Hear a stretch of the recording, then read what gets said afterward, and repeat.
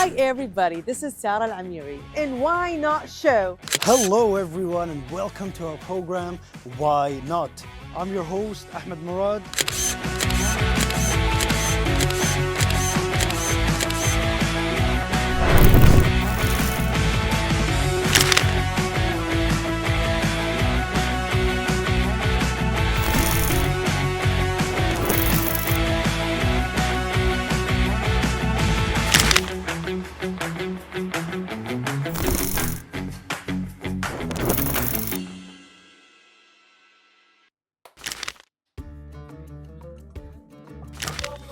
Ooh, what's in here?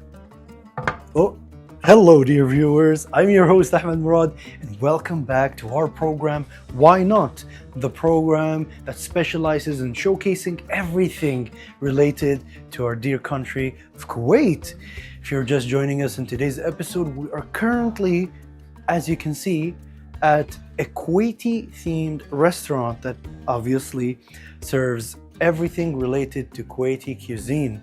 And as you can see just now from this short clip, that we are surrounded by a lot of different trinkets and props that are associated to Kuwaiti culture. Without further ado, join us in today's episode as we get to explore everything that's related to Kuwaiti history and Kuwaiti cuisine. Let's go.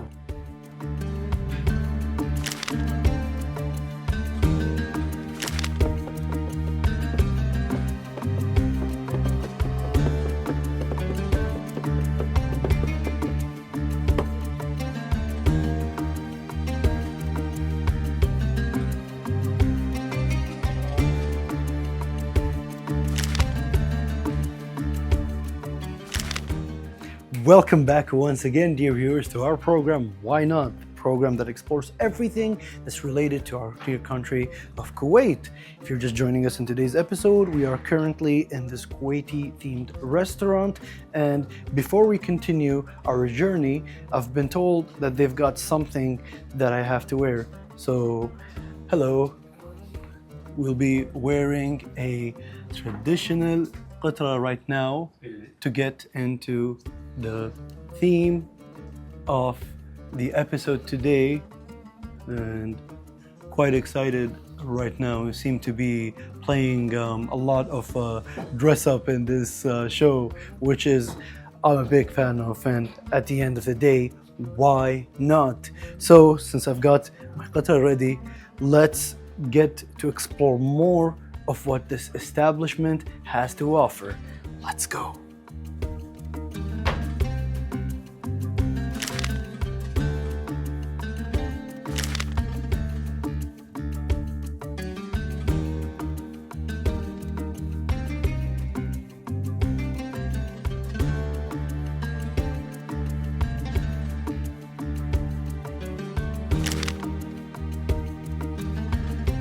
So we've gotten to see some of the stuff already, but I was very intrigued by the selection of what they have right here. Obviously, there is a display of a traditional boom ship right here, and this holds a significant cultural value into everything that's related to Kuwaiti heritage. Our ancestors used to ride and sail through these ships to collect pearls and to do a lot of fishing, and it's one of the monuments that you tend to see in a lot of traditional places and also in a lot of homes. And as you can see, we have a very big one right here, and then we've got a lot of different photographs and art pieces. As you can see right here, there is this art piece of Kuwait back then, how people used to gather around, used to do trading and all. And then there is a very old photograph that is very aesthetically pleasing. It just shows you how simple life was back then. And then of course we've got a traditional lantern here. As you can see, these usually come in either light blue or yellow designs, and during the Ramadan season we tend to love to take them out and put them in almost everywhere. And then if we come right here, we've got this amazing, very old, very traditional hand drum. Now, dear viewers, as some of you are aware, music used to play a very big part when it came to sailing. So a lot of the sailors that used to go around, hunting for the pearls or hunting for fishes, they would also create entertainment using these traditional drums. Very similar to how the Englishmen used to have shanties, we also do have our own shanties. And if you were to come here, there's also this traditional pot that used to store a lot of different things, mostly food and water.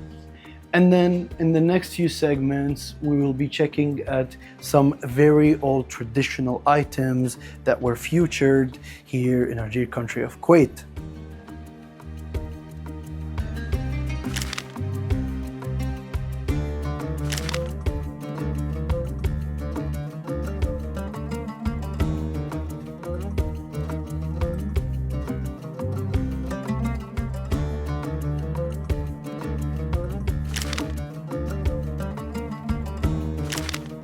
Come right here. As you can see, we've got a small booth right here that has many different items that are considered, let's say, a bit retro or classic. So let me, for example, take a look at what they have here. So as you can see, we've got two different kinds of lanterns over here.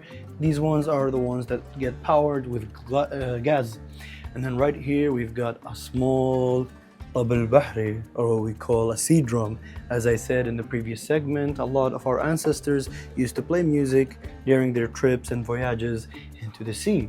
And a few of the interesting things that I've got over here is there is this, let's say, a pencil case where it used to store a lot of our math related stuff, but as you can see, this one is very empty right now. It does very good at just being an antique piece right here. We'll place this back, and then one thing that I've noticed is that there are several star fishes right here. This reminded me of my grandfather, may Allah rest his soul. He used to be very into collecting starfishes, as he also used to create different antiques related to a lot of different sea creatures, in which he would use different kind of jewelries and he would attach them into, let's say, for example, the starfish right here. And other than that, we've got a lot of, let's say, items that are considered somewhat. And right over here, we've got lumi. We did talk about this before, and it is dried lemons, as you can see, and we use this a lot in our cuisine and in a lot of different Middle Eastern cuisine as well. And as you can see, this is just a taste of the items that they have here in this booth. Obviously, there is a collection of different bottles that belong to different soft drinks. And then up there, we also got some very antique DVDs. So you can see right there. Very, very interesting. But let's jump into the second booth that's right over there. Let's go. And as you can see, this one offers kind of more, it leans more towards plates, and there's a lot of teapots as well. As you can see, we've got this teapot right here with a very old flower design. This kind of artwork you don't really see anymore in this day and age. It resembles to like the Victorian era.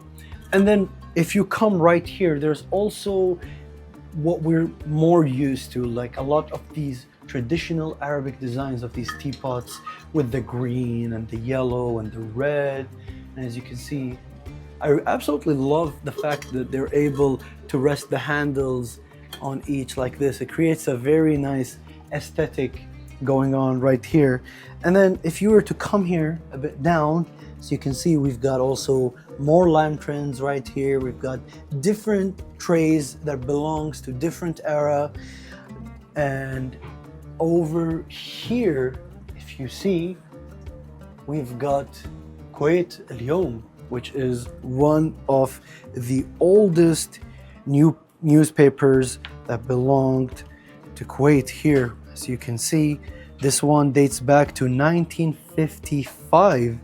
As you can see, that's written right here, February 5, 1955.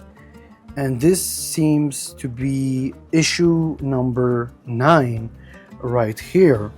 And as you can see, newspapers back then used to be all texts and they didn't really have any sorts of pictures. But there was, I think, a lot of things that were related to what's happening in terms of developments.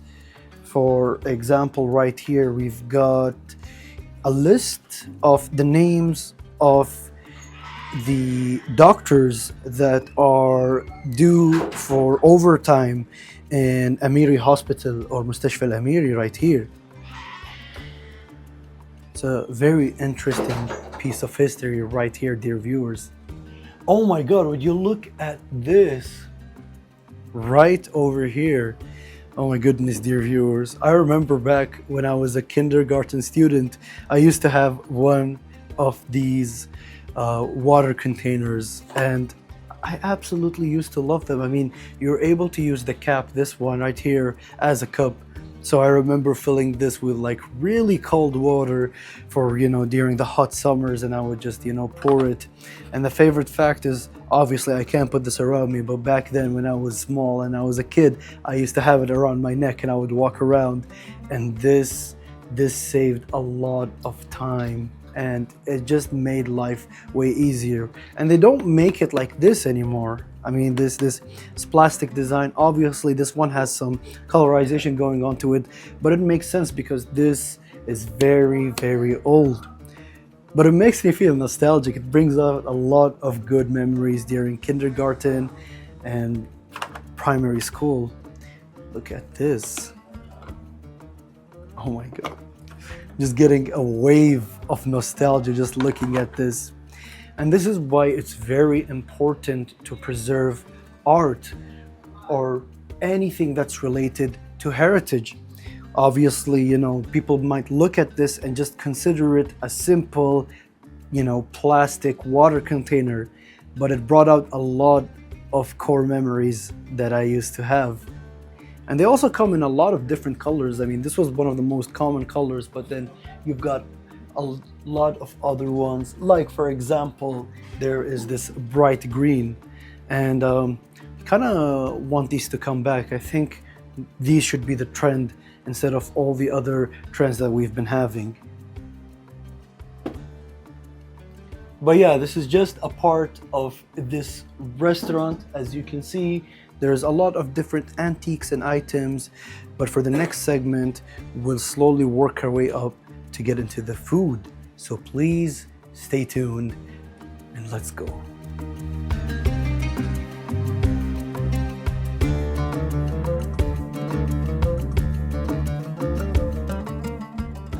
As you can see, I can smell the aroma of the bread. But before that, I wanted to show you some of the stuff that we used to use back then.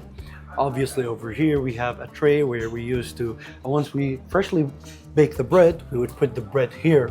And for transportation use, and as you can see, this used, well, I say used, but fun fact, my house still uses that. Whenever we end up going to take bread from the baker, we always have this trusty bag in which it makes sure that the heat is inside and the bread is still fresh the moment we take it out of the bakery and going back to the house.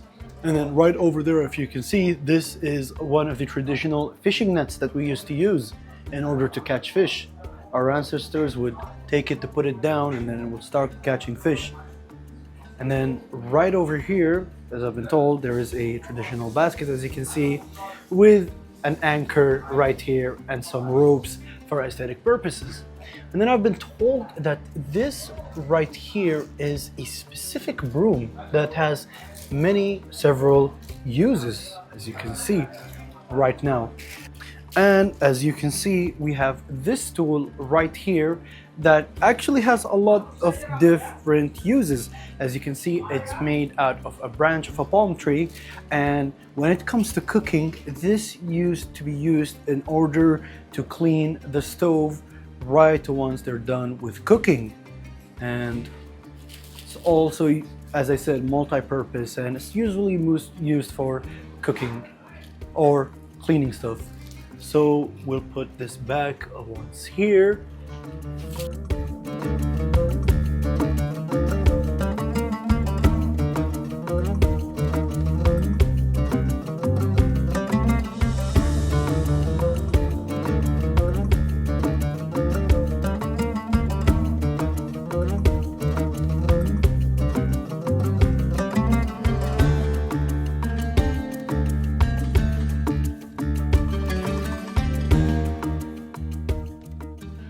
But enough talking about antiques and items, it's time to get down to the food.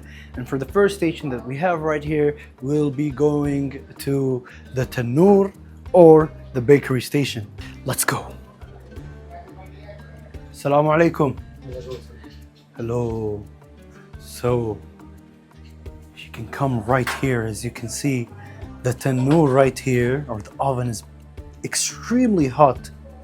So, in this segment, we'll actually be learning on how we knead the dough and we slap it into the tannoor, and we'll be cooking us some fresh bread. So stay tuned.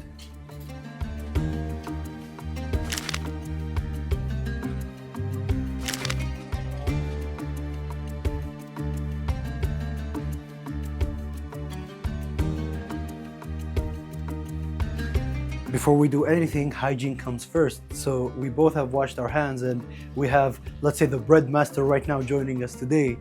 So what can you tell us about how do we do the bread right now? Can you show us? Sure. Okay, let's see then. So as you can see, once we knead the dough itself, we put it in this very special thing that absorbs the heat so you don't accidentally start burning your hand.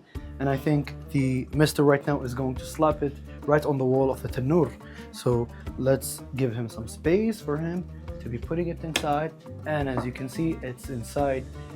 And I'll actually want to give it a try. So let's go ahead and pick a piece of bread, and we'll use some of the flour residue to put it in here. And then I think we will just be kneading the dough itself. As you can see, I'm trying my best to knead it, but I am not doing a very good job at it. But this is what Why Not is all about. It's about giving all these tries, all these things, a different experience.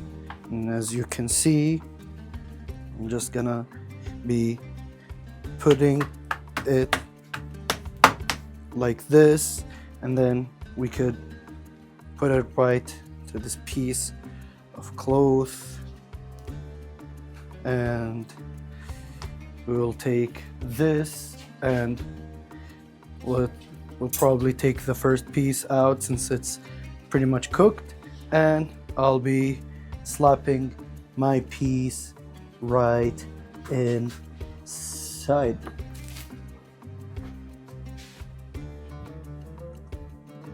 Sadly, as you can see, I have failed completely miserably, and I almost burned my hand. It fell right inside the stove, but this is Why Not is all about. You give these experiences a try, and if we could have the master come in right now and pull the bread, and before we do any sort of fire hazard, because we're not about to hopefully burn down this entire restaurant. But as you can see right over here, we've got a finished product, this bread right here. Can you make us another one as well, please? Yes, thank you. And while we'll give you, so as you can see, he's pressing it evenly, and then he starts to slap it. This is the technique that I think is very difficult and takes a lot of years to do. So we're gonna give it another try right now. And once he puts it inside, and then while we let this bread cook, we'll grab another piece right now, and hey, maybe second time's the charm. So first of all, I'll just come right here into this side, and I will start to, let me just grab some flour residue right here, and then I would press it. This requires a lot of labor, dear viewers, and once we, I mean,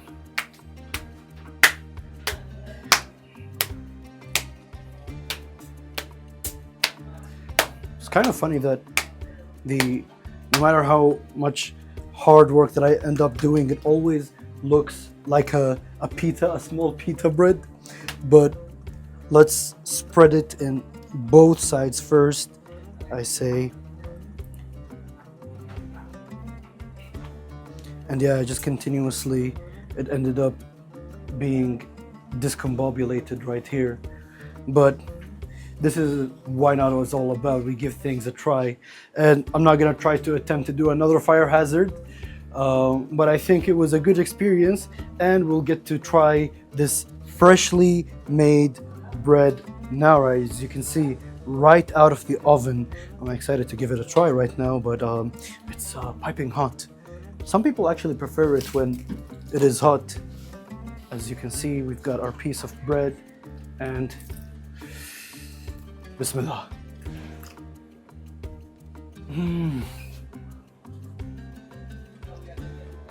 Nothing beats traditional bread right out of the tandoor.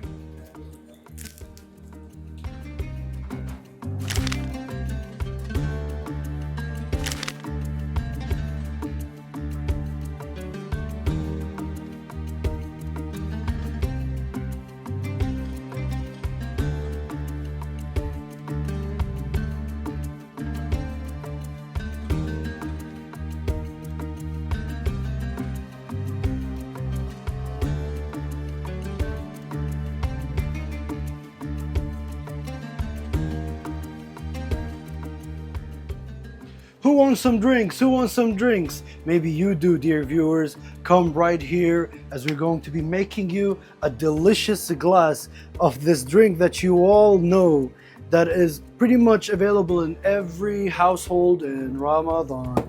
So we'll start by getting us a clean glass right here. We'll be putting it right here on top, and it's quite simple. I'm pretty sure everybody knows how to do it. We'll be pouring some water right here up until this measurement, I would say. And I know a lot of cookbooks and a lot of these new influencers tend to tell you to use specific teaspoons or such, but I go with my grandmother's way. My grandmother's way of basically just using your eye. So we'll be adding just enough like this, and to actually balance out the entire taste, we'll be just adding just a little bit of water right here. And to not forget the main ingredient, we will be adding a little bit of sugar right here. Just a small bit. You don't want to put too much, just to give that really sweet taste. So we added a little bit more of that sweet syrup, and we are ready to serve it here with a yellow straw. Now I know, dear viewers, you're not able to join me today, so I will drink this in the honor of everybody that's watching, and let's give it a try.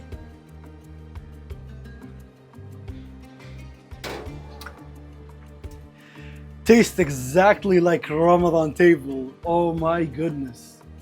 I'll have another sip actually. As you can see right here, this is the famous Beitdickson, or more known in English as a gramophone, that was featured in the TV show Darb al-Zalag.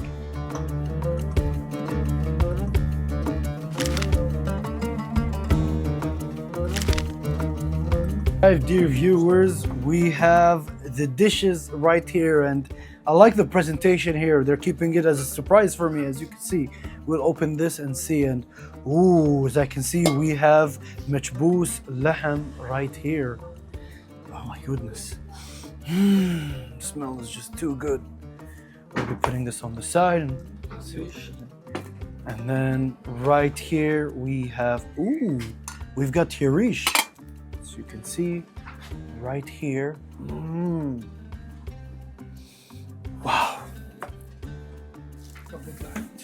And then right over here we have, oh, when you take a look at this, we've got plate of gaboot, which is Kuwaiti dumplings. And it's usually mixed with tomato paste and with eggplants. And then for the last dish that we have here, oh, right over here. Let's give it a try. And then if you can come a bit closer right here, and see, we'll be doing this one right here. The pot is awfully hot, but oh my goodness. Give it a little bit of a shake and just look at this. Wow. The smell is just too good. I don't even know where to start at this point, but I will leave the eating to myself. Of course, when it comes to the Kuwaiti cuisine, it's not complete without our traditional hot sauce, the qous. So this is just a general presentation of what we have as Kuwaitis here in the Kuwaiti cuisine. You've got, dishes that are composed of stews right here, and then you've got our rice and meats. I don't even know where to start, but I know one thing for sure. I am absolutely famished and I'm absolutely hungry. I'll leave the eating to myself and my team, but I hope that you've ended up enjoying watching us in today's episode at Why Not. Please look forward to the next episode as we'll get to cover a lot of more exciting things.